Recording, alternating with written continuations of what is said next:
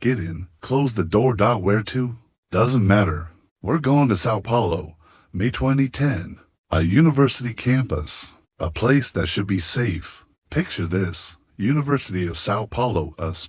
One of the most prestigious universities in Latin America. Thousands of students. Beautiful campus. Safe. Intellectual. The future of Brazil being educated there. And on May 28, 2010, a 21-year-old student disappeared.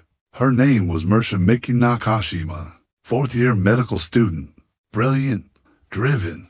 Loved by everyone who knew her. She left her dorm room on Friday evening. Told her roommate she was going out for a bit. Said she'd be back soon. She never came back. For 3 days, the university searched students, faculty, police. And on May 31, 2010, they found her in a wooded area on the edge of campus, hidden, buried under leaves and branches, dead, strangled, tortured. Her body showed signs of extreme violence. Mércia Nakashima had been murdered on a university campus, in a place where students were supposed to be safe. The person responsible was eventually caught, a university employee named Mizael Bispo de Souza, but not for killing Mércia. He was arrested years later for murdering his ex-girlfriend, Tatiana Spitzner, in a separate case that became nationally famous. During that investigation, evidence connected him to Mércia's murder too. Mizael had worked at USP in 2010, had access to the campus, had a history of violence against women, and he'd killed Mércia and walked free for years. Tonight, we're going to São Paulo. We're going back to May 2010. We're going to talk about what happens when a predator hides in plain sight on a university campus. You ready? Good. Because this one doesn't just make you angry at one killer. It makes you question how safe anyone really is. Let me tell you about Mércia Nakashima, the medical student who was murdered by a man the system should have stopped years earlier. Mércia Mikie Nakashima, born 1989, São Paulo, 21 years old in May 2010, fourth-year medical student at the University of São Paulo. Brilliant student, dedicated, wanted to be a pediatrician, loved children, dreamed of helping people. She was popular, kind, active in student organizations, had a close group of friends. She lived in student housing on campus, safe, supervised, normal university life. May 28, 2010, Friday evening. Mércia left her dorm room around 9 p.m., told her roommate she was going for a walk, said she'd be back soon. Nobody thought anything of it. The campus was safe. Students walked around at night all the time. But Mércia didn't come back 10 p.m. Her roommates started wondering. Called her phone. No answer. 11 p.m. They called again. Still no answer. Midnight.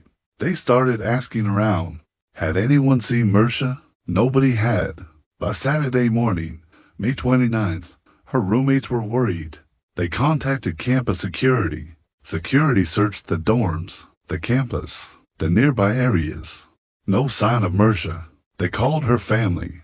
Her mother, devastated, came to campus immediately. By Saturday afternoon, police were involved. Official missing person case. The search for Mércia Nakashima mobilized the entire university. Students, faculty, staff, everyone.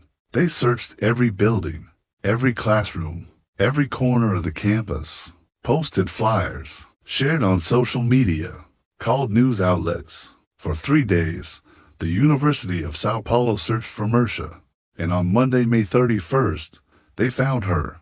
May 31st, 2010, a security officer was searching a wooded area on the edge of campus. Not heavily trafficked, not well lit, but still technically part of the university grounds. He noticed disturbed leaves, branches arranged unnaturally. He investigated, found a body, partially buried, hidden.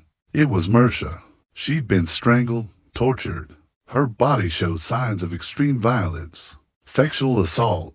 She'd been dead for at least 2 days, probably killed on Friday night, the night she disappeared.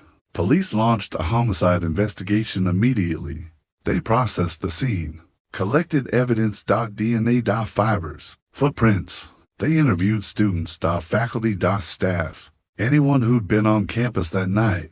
Nobody had seen anything suspicious. Nobody had heard anything. The investigation went cold. For years, Mércia's murder remained unsolved. Her family demanded justice, pushed for answers, hired private investigators. But leads dried up. Evidence was inconclusive. No arrests were made. Mércia's case became one of São Paulo's most notorious unsolved murders. Until 2018, 8 years after Mércia's murder, a man named Mizael Bispo de Souza was arrested for murdering his ex-girlfriend, Tatiana Spitzner. That case was sensational. Security camera footage showed Mizael throwing Tatiana off a fourth-floor balcony. He claimed it was suicide. Evidence proved it was murder. During the investigation into Tatiana's death, police dug into Mizael's history. They discovered he'd worked at the University of São Paulo in 2010 as a maintenance worker. He'd had access to the entire campus, including the area where Mércia's body was found. He'd been questioned briefly after Mércia's murder, but not as a suspect, just as a witness, as someone who'd been on campus that night. Police had let him go. In 2018, with new forensic technology, police re-examined evidence from Mércia's murder. DNA evidence, previously inconclusive. New tests connected it to Mizael Bispo de Souza. Police arrested him for Mércia's murder in addition to Tatiana's. Mizael denied it, said he didn't know Mércia, said he was being framed, but the evidence was overwhelming. The trial for Tatiana's murder happened first. 2019. Mizael was convicted, sentenced to 23 years in prison. The trial for Mércia's murder followed. 2020, prosecution presented DNA evidence. Testimony placing Mizael on campus the night Mércia disappeared. His history of violence against women. Defense argued contamination, coincidence, lack of direct evidence. The jury convicted him, Mizael Bispo de Souza, sentenced to an additional 24 years for murdering Mércia Nakashima. He's currently in prison, serving consecutive sentences. Will be old if he's ever released. So what really happened to Mércia Nakashima? Let's talk about the facts and the failures. Mizael worked at USP in 2010, had access to the campus, saw Mércia, attacked her. This was opportunistic. He saw a young woman alone, vulnerable, took the opportunity. Evidence, DNA, his access, his history of violence against women. This is the most supported theory. Mizael had a history of violence. He murdered Tatiana in 2018. Investigators believe there may have been other victims before Mércia. He was a serial predator. Mércia was just one of multiple women he hurt or killed. Evidence, pattern of violence, multiple victims, escalating brutality. Mizael was questioned after Mércia's murder in 2010, but police didn't follow up. He was a maintenance worker, low-level employee. Nobody suspected him. If police had investigated more thoroughly, DNA evidence might have connected him in 2010. Mércia's case went cold because investigators missed him. Evidence, he was on campus that night. He was questioned. He was let go. Between 2010 and 2018, Mizael was free. In those 8 years, he murdered at least one other woman, Tatiana Spitzner. How many others were there? How many attacks or assaults went unreported or unsolved? We'll never know for sure, but Mizael's pattern suggests Mércia wasn't his first, and Tatiana wasn't his last. Could Mércia have been saved? If police had investigated Mizael more thoroughly in 2010, maybe. If forensic technology in 2010 had been as advanced as 2018, DNA would have connected him immediately. If university security had been tighter, maybe Mércia wouldn't have been alone in that area. But none of those things happened, and Mércia died. Mizael Bispo de Souza is in prison, serving nearly 50 years combined for 2 murders. He'll be in his 70s if he's ever released. Mércia's family finally got justice, but it took 10 years, a decade of not knowing, of demanding answers. The University of São Paulo implemented new security measures after Mércia's death. More cameras, more lighting, more patrols, restricted access to wooded areas. But Mércia's murder exposed the truth.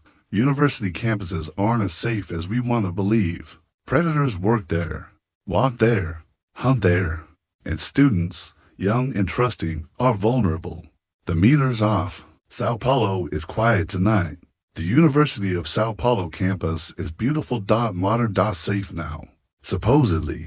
But somewhere on that campus, there's a memorial for Mércia Nakashima, a medical student who wanted to save lives, killed by a man who destroyed them.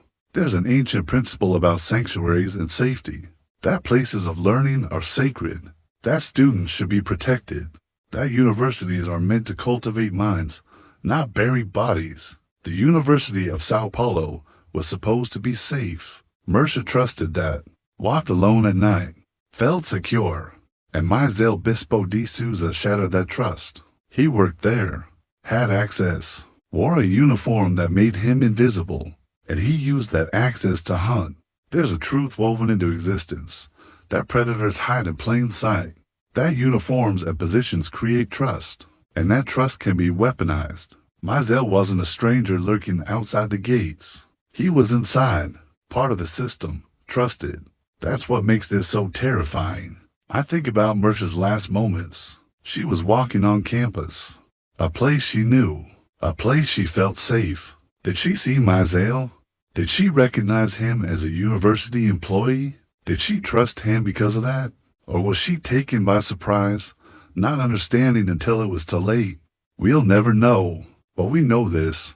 Mércia's trust was betrayed by a man, by a system, by a campus that should have protected her. There's a warning in ancient wisdom about those who abuse positions of trust, that their judgment will be severe, that betraying trust is among the gravest sins. Mizael worked at the university. Students trusted him, saw him as safe, and he used that trust to kill. That's not just murder. That's violation of the deepest kind. Mércia's mother said something after Mizael's conviction that I can't forget.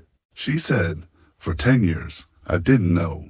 I didn't know who. I didn't know why. I just knew my daughter was gone, and that someone walked free after taking her. Now I know, but it doesn't bring her back." Justice came, late, incomplete, but it came. And for Mércia's family, that has to be enough, because it's all they'll ever get. Hey. Thanks for taking this ride with me tonight. This one's about a student, a brilliant young woman who wanted to save lives, killed by a predator who worked where she studied. If this case affected you, hit that like button. Subscribe for more stories that demand better from the systems meant to protect us.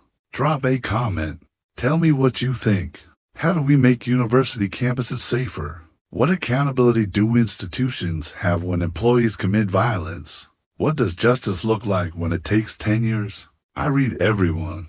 Share this with someone who cares about campus safety, about holding predators accountable, about honoring victims who deserve better. Next case, new story. Same cab. Until then, remember, safety isn't just locks and cameras. It's vigilance. It's taking reports seriously. It's not assuming someone is safe just because they wear a uniform. Mércia trusted her campus, and it failed her. We owe students better than that.